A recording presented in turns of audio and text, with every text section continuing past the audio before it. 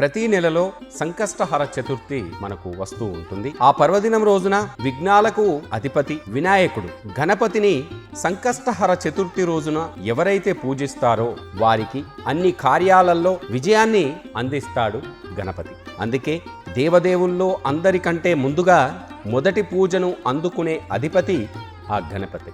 గణపతి పూజను చేసిన అనంతరమే ముక్కోటి దేవతలకు పూజలను జరుపుతూ ఉంటారు. ప్రతి నెలలో వచ్చే సంకష్టహర చతుర్థి వేడుకలలో భక్తులందరూ భక్తి శ్రద్ధలతో ఆ గణపతిని పూజించి సకల శుభాలను పొందుతూ ఉంటారు.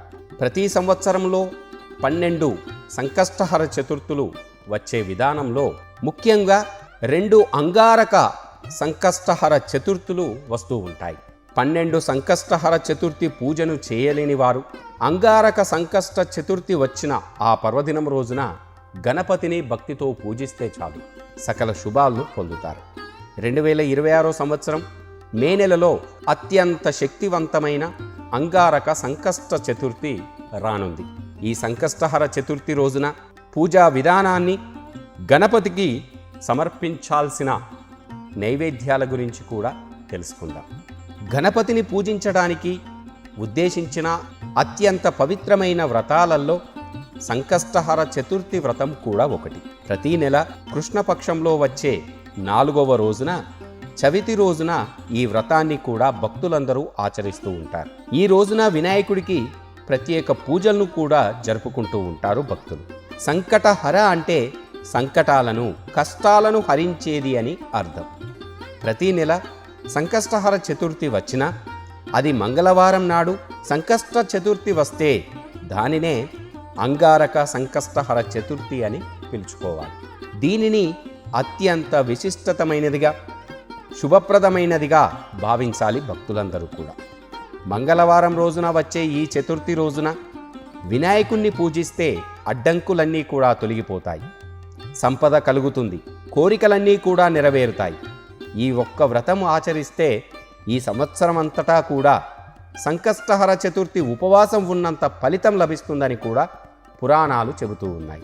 ఇది ఆ వినాయకుడికి ఆశీర్వాదాలను, అంగారకుడి కుజుడి యొక్క శక్తిని ఏకం చేస్తుంది. కాబట్టి ఈ రోజున భక్తులందరూ భక్తి శ్రద్ధలతో వినాయకుణ్ణి పూజించుకోవాలి. 2026 సంవత్సరం మే మాసంలో చతుర్థి తిథి ప్రారంభ సమయం మే 5వ తేదీ ఉదయం 5:24 ప్రారంభమవుతుంది.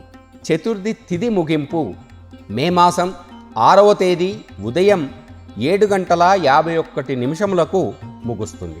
మే మాసంలో 5వ తేదీన మంగళవారం రోజున వచ్చే అంగారక సంకష్టహర చతుర్థి రోజున చేసే పూజకు ఎంతో విశిష్టమైన స్థానం కలిగి ఉంది.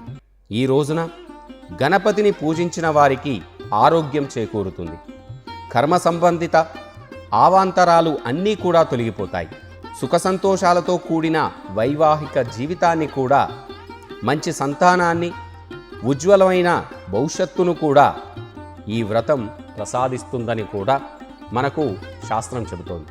అంగారక సంకష్టహర చతుర్థి రోజున భక్తులందరూ సూర్యోదయానికి ముందే నిద్రలేచి శుచిగా స్నానం చేసి శుభ్రమైన దుస్తులను ధరించాలి.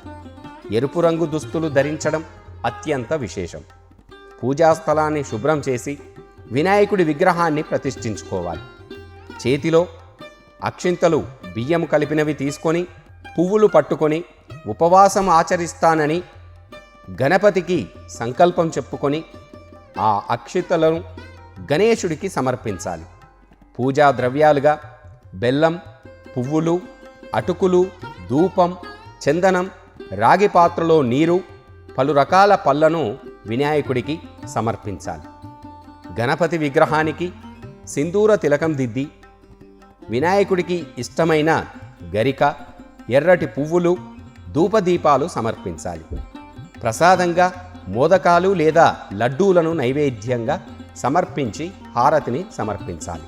సాయంకాలం వేళ వినాయకుడికి పూజను నియమనిష్టలతో చేసుకోవాలి. ఈ చతుర్థి రోజున పూజా సాయంత్రం వేళ ఎంతో వేడుకగా జరుగుతూ ఉంటుంది అన్ని ఆలయాలలో. ఈ సమయంలో మరొక్కసారి స్నానం చేసి పూజను ప్రారంభించాలి. వినాయకుడి విగ్రహం ముందు నెయ్యి దీపాన్ని వెలిగించి వినాయకుడికి తిలకం దిద్ది నీటిని సమర్పించాలి. ఈ పూజా సమయంలో వీలైనన్ని సార్లు ప్రతి ఒక్క భక్తుడు ఓం గం గణపతియై నమః ఈ మంత్రాన్ని తప్పకుండా జపించాలి. ఈరోజు చంద్రోదయ సమయం రాత్రి 10:21 చంద్రోదయ సమయంగా నిర్ణయించబడింది. చంద్రుణ్ణి దర్శించుకున్నాకే ఉపవాసాన్ని విరమించాలి. లేదా వినాయకుడికి పూజ చేసి భక్తితో మొక్కుకొని ఉపవాసాన్ని విరమించాలి.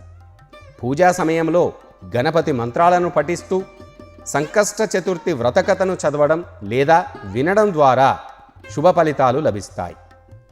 ఓం గం గణపతియై నమః.